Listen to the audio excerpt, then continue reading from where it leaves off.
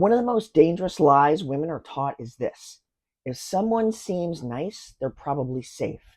But predators know that too. Hey, I'm Dr. Lana Denny, Bulletproof Babes, self defense based on behavioral science. This past week, a subscriber asked me to speak on a recent crime that happened.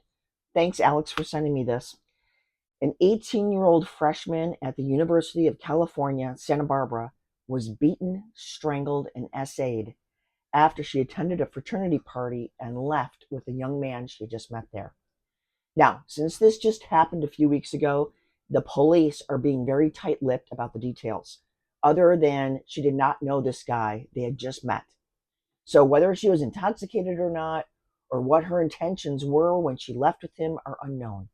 But I can tell you one thing for sure. At a minimum, something about him did not register with her as dangerous enough to stop her from leaving that party with him. Now, what makes this case psychologically disturbing is not just the violence, it's the transition. One moment, a person appears socially normal, safe, a nice guy, and in a New York minute, they become predatory. That contrast tricks people's internal alarm systems because most of us unconsciously assume someone's personality is stable, they're going to stay the same, what you see is what you get. But dangerous people often operate more like actors changing costumes backstage than the evil-looking villain. So, what a lot of women and some men are taught subliminally is to evaluate safety based on whether the other person is friendly, confident, funny, has a high social status, or some sort of shared circumstance like, oh, we're both students here, or we both work here, or we go to the same gym, or whatever it is. But predators understand this instinctively. They've worked on their likability, their charm, and how to appear the nice guy. But let me tell you, that charm can be strategic, rehearsed, and situational.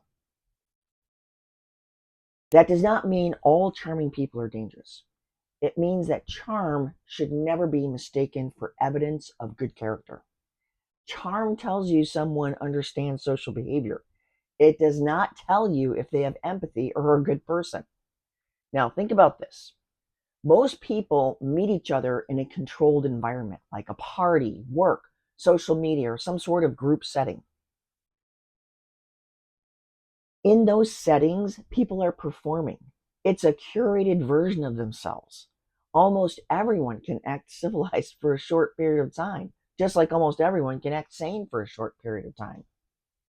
You never really know a person or get to see the real version of them until they're tested. Their real character emerges when they've been rejected, disappointed, frustrated, or you've exerted some sort of sexual boundary. I've seen many clips on social media of women on a first date where at the end of the meal, the guy asks her to go home with him or go to her house. And when she says no, the guy switches into a really not nice version of himself instantaneously, right there at the table. Now, this scenario is very male-female one, but this can happen with any two people, regardless of gender. There's an old saying, you don't know someone when life is smooth. You know them when they don't get what they want. The mask drops when there's no one else around to witness their behavior.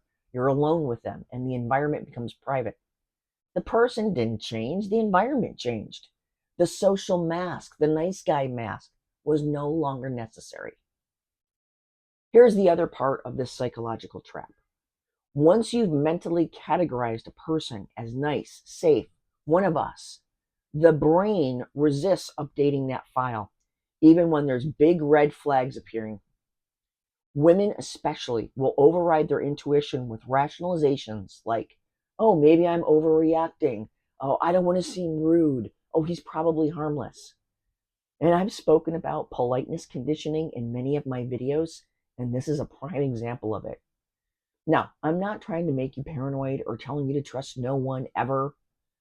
What I want you to think about is slowing down the trust. Don't confuse chemistry with character. Observe their reaction to your boundaries, even little ones. Like if you say no to another drink and they come back with one anyway, or you've said no to something and they're trying to talk you into it. Like they want to give you a ride home and you have wisely said no because you don't know them. And for the love of God, do not get into an isolated private space with a stranger, because whoever is bigger and stronger can control what's going to happen. If there's one thing I want you to take away from this video, it's this. You do not know someone because they seem nice for a few hours. You know someone after you've seen them handle stress, disappointment, rejection, and boundaries. Take your time, observe, let people reveal themselves. Your safety is worth more than someone's opinion of you. And hey, I love it when people write in asking for a breakdown of how a crime happened, what enabled it, and most of all, asking how it can never be them. How can they protect themselves from it? So feel free to write me in the comments if there's a particular crime that you'd like me to speak on. And please, please subscribe to our free once a week newsletter. You get 2 videos and a confidence building tip, and we never sell your information. And if you don't like it, you can unsubscribe with one click.